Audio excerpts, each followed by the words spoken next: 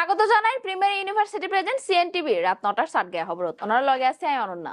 চলন শুরুতেই চাইয়াই খবরের শিরোনাম গিন।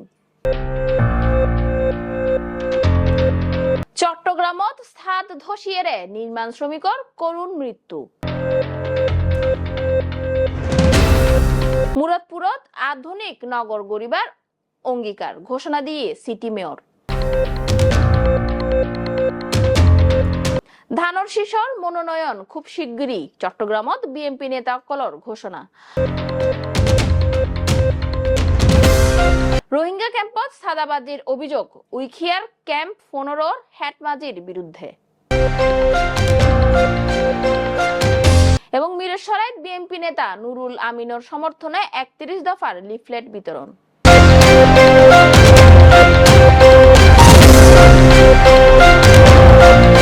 এবার বিস্তারিত খবর।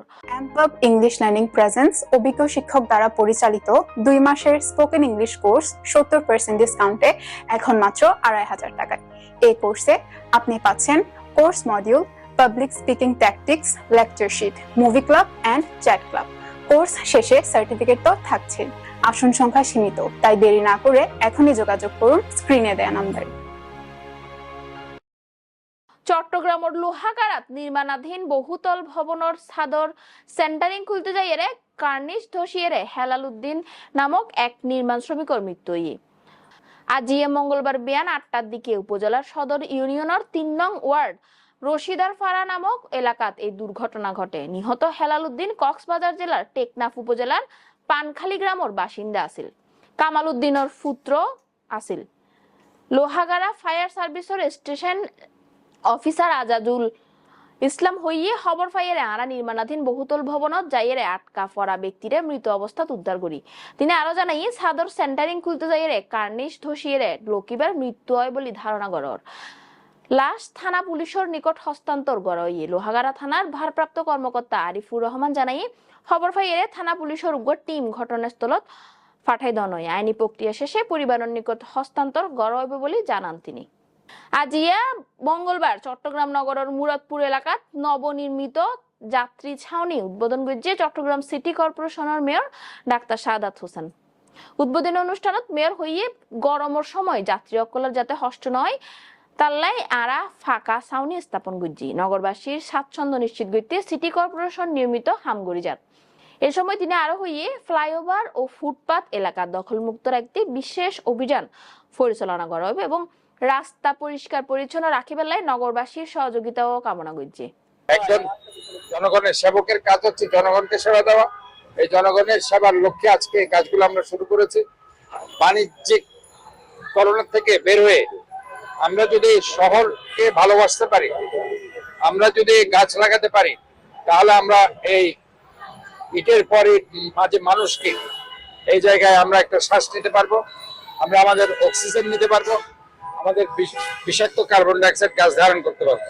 তো আমি মনে করি আজকে এই গাছ লাগানোর মাধ্যমে এবং সৌন্দর্য বর্ধনের মাধ্যমে আমরা একটি চট্টগ্রামের যে আমার যে মূল একটা উদ্দেশ্য, একটা clean city, green city, healthy and safe city, এটাকে আমরা এস্টাবলিশ করবো। ফুটপাথগুলো দখল হয়ে গেছিল, আমরা যাদেরকে এই দায়িত্ব দিয়েছি তাদেরকে বলেছি ফুটপাথগুলো সুন্দর রাখে, যাতে কেউ দখল না করে, এটাও তাদের দায়িত্বের মধ্যে পড়ে।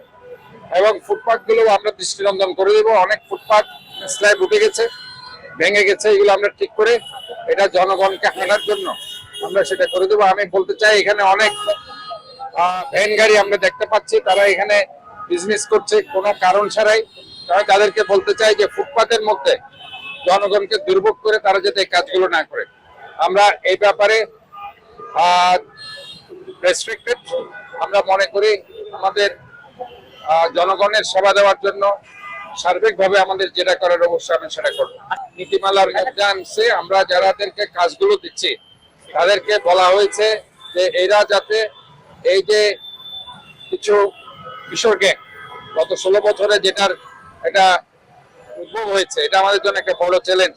এই কিশোর গ্যাংকে আপনার রোধ করা, তো কিশোর গ্যাংকে রোধ করার জন্য প্লাস নাটবল্টু এবং গুরুত্বপূর্ণ স্ট্রাকচার যাতে খুলে না যায়, এই জন্য যারা কাজ করবে, যারা কাজ পেয়েছে, এটা দেখভাল করার দায়িত্ব পাশাপাশি প্রশাসনকে আমি বলতে চাই যে তারা যাতে এই ব্যাপারে অবশ্যই তারা দৃষ্টি দেয়। এটা যেগুলো ডিজিটালাইজড আমরা অ্যাডের কথা বলেছি সেটা করবে, কিন্তু আনওয়ান্টেড ব্যানার পোস্টার এগুলো যাতে লাগিয়ে সৌন্দর্যের হানি না করে। সম্মানিত মেয়র ডাক্তার শাহাদাত হোসেন উদ্বোধনী অনুষ্ঠানে তিনি হইয়ে গণমত যাত্রী অকলের যেন হষ্ট নয় তাল্লাই এই আধুনিক টেকসই এবং যাত্রী ছাউনির ব্যবস্থা করা হইয়ে। তিনি আরো জানাই ফটো ব্রিজর ফুটপাত দখল করা হইয়ে এবং ভবিষ্যতে ফুটপাত দখলের বিরুদ্ধে কঠোর ব্যবস্থা লওয়া নেব। মেয়র মহোদয় আরো হইয়ে এই শহর আর অনার এবং বেগুনর, তাই এই শহরে পরিষ্কার পরিচ্ছন্ন রাখা আর বেগুনেরই দায়িত্ব। চট্টগ্রাম সিটি কর্পোরেশন সবসময় নাগরিক সেবায় অঙ্গীকারবদ্ধ। আইন আর বেগুন মিলিয়ে গড়ি তুলি একান পরিচ্ছন্ন, নিরাপদ এবং বসবাসযোগ্য চট্টগ্রাম। আগামী 24 অক্টোবর বিভাগীয় জিয়া ফুটবল টুর্নামেন্টের ঘিরে চট্টগ্রাম মহানগর ও বিভাগীয় বিএনপির এক মত বিনিময় সভা অনুষ্ঠিত সভাত বক্তব্য হয়ে অতি দ্রুত সময়ের মধ্যেই ধানর শীর্ষর মনোনয়ন ঘোষণা করব। নেতৃবৃন্দ আহ্বান জানাই যে প্রার্থী মনোনয়ন পাইব তার পক্ষে বেগুনেই ঐক্যবদ্ধভাবে হাম গরম পড়ব। বক্তব্য আরো হইয়ে এই টুর্নামেন্ট শুধু খেলাধুলার আয়োজন নয়, বরং দলর সাংগঠনিক ঐক্য ও তরুণ প্রজন্মরে উদ্ধৃত করিবার গুরুত্বপূর্ণ উদ্যোগ। সভাত বিভাগীয় এবং নগর বিএনপির বিভাগীয় বিভিন্ন পর্যায়ের নেতাকর্মী সকল উপস্থিত আছেন। দেশের প্রতি আমাদের যে ধরনের নেগেটিভ কাজ আছে এগুলো একটু আমি মনে করি একটু সন্ত্রাস, অগ্নি সন্ত্রাস, এটাকে অবশ্যই আমরা জনগণ এটাকে রুখতে হবে, কারণ আমাদের দেশকে অরাজকতা করার জন্য এইসব সন্ত্রাস হচ্ছে। সুতরাং এগুলিকে আমাদেরকে আইন শৃঙ্খলা বাহিনী বা গোয়েন্দা বাহিনী যারা আছেন, এটা প্রধান দায়িত্ব হচ্ছে গোয়েন্দা বাহিনীর, কারণ তারা গোয়েন্দা তথ্য নিয়ে কারা করছে এটা বাইর করা দরকার এবং এগুলি তদন্তের মাধ্যমে দৃষ্টান্তমূলক শাস্তি দেওয়া উচিত বলে মনে করি। আমাদের নেতৃবৃন্দ যারা আছেন, আহ্বায়ক সদস্য সচিব এবং আমাদের যুগ্নায়করা যেখানে মহানগর যুগ্নায়ক যারা তদারকিতে আছেন, তারা এই জিনিসগুলি দেখবেন। বিশেষ করে 31 দফা ধানের শীষ নিয়ে উঠান বৈঠক করা, ঘরে ঘরে যাওয়া এবং বিভিন্ন কর্মকাণ্ডের মধ্যে আমাদের সদস্য সংগ্রহ অভিযানটা যেন অতীতে যেন আমরা শুরু করেছি যেন স্লথ গতিতে না হয়, আর সদস্য হওয়া মানে তো বিএনপি সদস্য, সুতরাং এটাকে চালু রাখতে হবে।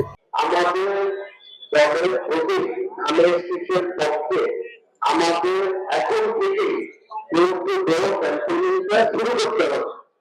দল এই আসলে যাকে মনোনয়ন দিবেন ওনার প্রতি অবশ্যই ধানের শীষ থাকবে। তাই আমরা প্রতিটি ঘরে ঘরে ধানের শীষের বার্তাটি পৌঁছে দেব। আমাদের ধানের শীষের যে 31 দফা, সেই 31 দফার যে রাষ্ট্র মেরামতের যে আমাদের কর্মসূচিগুলো আছে এগুলো জনগণের সামনে তুলে ধরবো। পাশাপাশি আমরা সতর্ক থাকবো যেন আমাদের আজকে থেকে নিয়ে নির্বাচন এবং নির্বাচনের পরবর্তী সময় এমন কোন কর্মকাণ্ড আমরা না করি যেটাতে আমার দলের নাম, আমার দলের সুনাম এবং আমার দলের প্রতি কোনোভাবে ক্ষতিগ্রস্ত হয়। আমাদের নেতা জনাব তারেক রহমান বারবার চেষ্টা করেছে, সেটা হচ্ছে আমাদের রাজনীতি হচ্ছে জনগণকে সাথে নিয়ে জনগণের সহযোগী থেকে। আমি মহানগর বিএনপির দিকে আমি মহানগর বিএনপির আহ্বায়ক সদস্য সচিব যুগ্ম আহ্বায়ক এবং সম্মানিত সদস্যবৃন্দ সহ উপস্থিত সকল ওয়ার্ডের আহ্বায়ক সদস্য সচিব সকল নেতৃবৃন্দকে এবং বিশেষ করে আমাদের এই দলের তালিকা সকলের নেতৃবৃন্দ আছেন তাদের সাথে বিনীতভাবে অনুরোধ জানাচ্ছি, আপনারা শুধু ওয়ার্ডের ইউনিট পর্যায়ে আপনারা এই কর্মসূচি যে ডোর টু ডোর ক্যাম্পেইনিং এবং আমাদের দলের ভবিষ্যৎ পরিকল্পনা মানুষের কাছে পৌঁছে দেওয়ার কাজ অবলম্বন করুন এবং সেই কাজটি হল কোন ব্যক্তির পক্ষে নয়, কাজটি হল আমার দল, আপনার দল, আমাদের সকলের দল, বাংলাদেশ জাতীয়তাবাদী দল এবং ধানের শীষের জন্য। রোহিঙ্গা ক্যাম্পত সাদাবাজির অভিযোগত উইখিয়ার ক্যাম্প 15 হেড মাঝির বিরুদ্ধে অর্থ আত্মসাদর অভিযোগ আইনি ভুক্তভোগী অকল। কক্সবাজারের উইখিয়াত অবস্থিত জামতলি ক্যাম্প 15 এইচ ব্লকের হেড মাঝি আব্দুল বাসারর বিরুদ্ধে সাদাবাজি ও অর্থ আত্মসাদর গুরুতর অভিযোগ উঠে। কক্সবাজার প্রতিনিধি আবু বক্কর সিদ্দিকের পাঠান্না তথ্য বিস্তারিত। আই ভাত মাহা তো হই দে আম 40 কানি জবিন আর ক্যাম্প তো ঢুকে যাওয়ার পরে কিছুক্ষণ খালি জায়গা আছে, খালি জায়গা গেন হেড মাঝি বাসারে বেশি বেশি হার আদি নাই যখন ফোন নে আগে ইয়ান আর মাইতো আসছে বাদে আবার মোবাইল করি যাইরে মোবাইল করিয়ে হদে মুঙ্গিদের দে মারি ফেলাইম হাড়ি ফেলাইম। আই এ বিচার কারণ অনারাত কোন ক্যাম ইনচার্জ তো চাই। আচ্ছা, এটা কি কোনো এভিডেন্স বা ইয়ে আমার কাছে দিতে পারবো না? ব্যবস্থা আচ্ছা, তাদেরকে আমার কাছে একটু পাঠাই দেন, আমি ওদের কথা শুনে ব্যবস্থা, হ্যাঁ, অবশ্যই ব্যবস্থা নেবো। আমি বলতে যেগুলো ঠিক আছে? জি।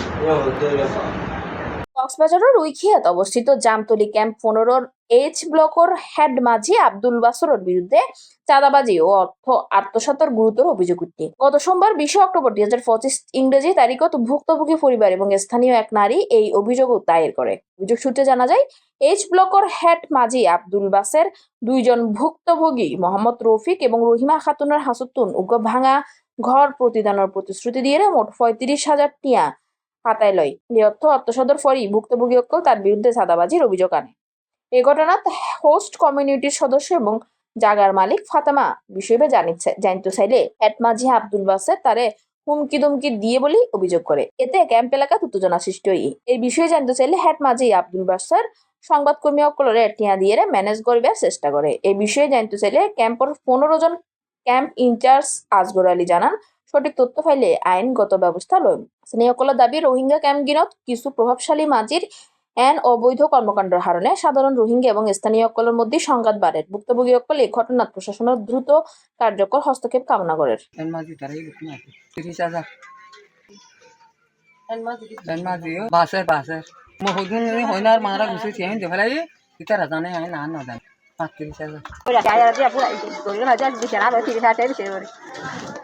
ঠিক আছে।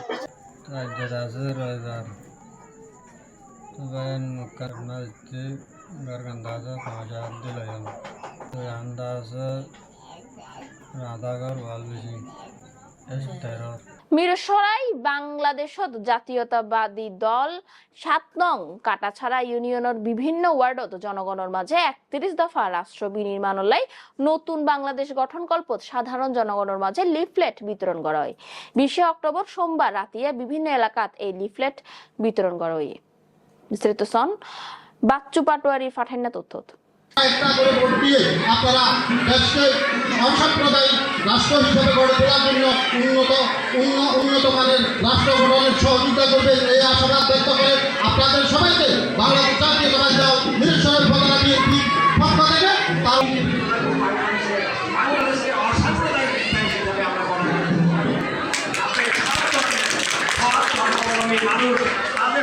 মিরসরাই বাংলাদেশ জাতীয়তাবাদী দল 7 নং কাটাছড়া ইউনিয়নের বিভিন্ন ওয়ার্ডত জনগণের মাঝে 31 দফা রাষ্ট্র বিনির্মাণ নতুন বাংলাদেশ গঠনকল্পে সাধারণ জনগণের মাঝে লিফলেট বিতরণ করা হয়। 20 অক্টোবর সোমবার রাতে বিভিন্ন এলাকাতে লিফলেট বিতরণ করা হয়।